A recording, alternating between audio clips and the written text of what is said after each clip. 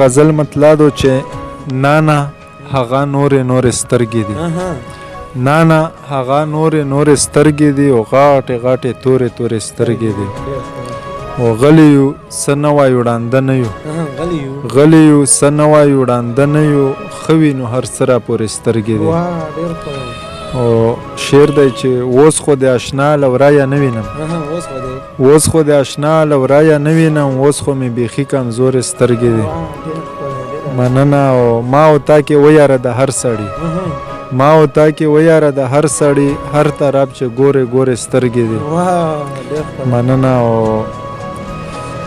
ګوره په جړا مې وچې شوې ګوره په جړا مې وچې شوې او ګوره چې مې سپورې سترګې دي مکتې شعر دی چې نشته ترېنه ورک ته یوسف مخه یار نشته ترېنه ورک ته یوسف مخه یار ځکه د چینار شم کورې سترګې شروع کوم په نامه د خدای چې بخښونکی او مهربانه دی. درنو ملګرو مینوالو کتونکو السلام علیکم ورحمت الله وبرکاتو. د اسمان ستوري د پاڼې نه ستاسو ورور ستاسو ملګری عزت افریدي یو وارې بیا د نور کله په شان په ادبي مراکه کې حاضر یم او نن باړې ته راغلی او نن سره ډېر ګران او محترم ښاغلی چینار صاحب دی چې ډېر خوندور او ډېر الله کلام لیکي. مینوالو کتونکو تاسو به یې کلامونه اورېدلي هم وي. موږ سره پخوا کې ناست یو نو وخت مو ډېر نه اخلم راځئ چې اول ورته په پروګرام کې هرکلی وایو.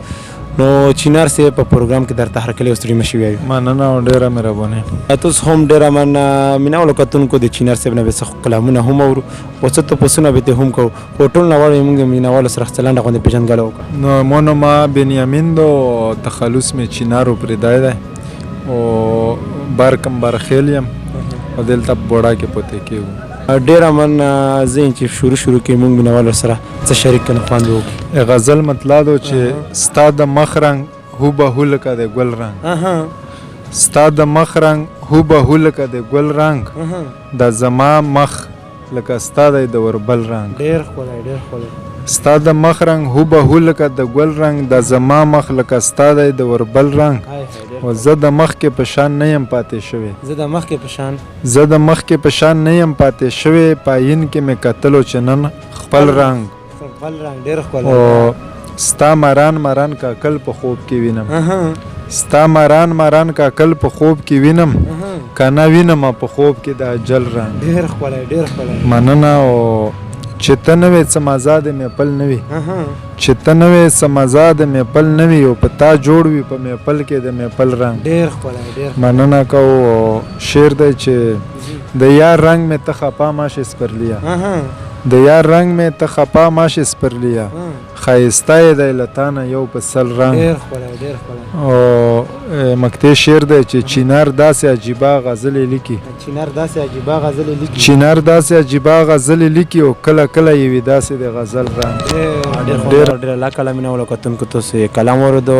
چینار صاحب د خپله ژبې نه په خپل ادبي سفر باندې رڼا واچوه یعنې استاد دی څوک ته شاعري د کوم وخت نه کوې او کتاب په باره کې د څه خیال دی؟ نو شاعري خو تقریبا چې کوم د 2007-2008 نه او ویستوز مې داسې خوست شته نه چې اسلام یې ته کړي بس ملګري درسه یو بل نه اصلاح کوو. حیرانو پرېدای دی او تسکینو پرېدای دی سجد اقبال صاحب دی نو بس یو بل اصلاح سره کوو او کتاب لا ملا په زړه کې نشته دی او انشاءالله چې ملګري مشورې دي بس څنګه یې خوښه یاسې بیا کوو. نو ډېره مننه.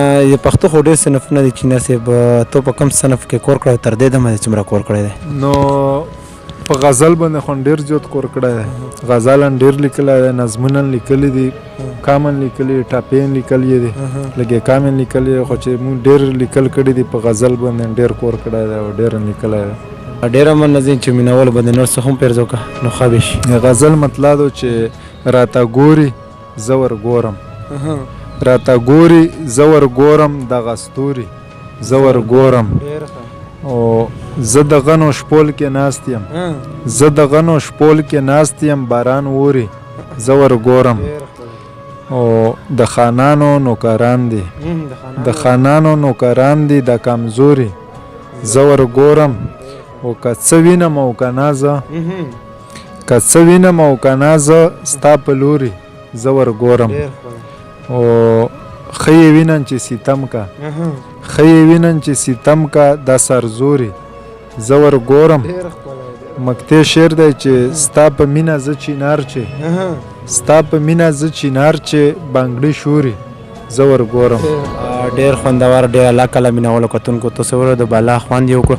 نو چینار صاحب تاسو دنیوي زده کړه څومره ده؟ دنیوي زده کړه دغه لسمه پورېدو، لسم جومات پورې سبا کې ویلی دی. من نازین چې په اخر کې موږ مینهوالو له څه پیغام شریک کړو ډېر خوند وکړو. تانولا دا پیغام دی چې په خپل منځ کې مینه محبت او اتفاق او اتحاد راولي. ډیره مننه مینهوالو کتونکو تاسو هم ډیره مننه چې تر دې دمه زموږ سره د چینار افریدي په اخر کې بیا هم ډیره مننه کوم چې تر دې دمه موږ سره دی.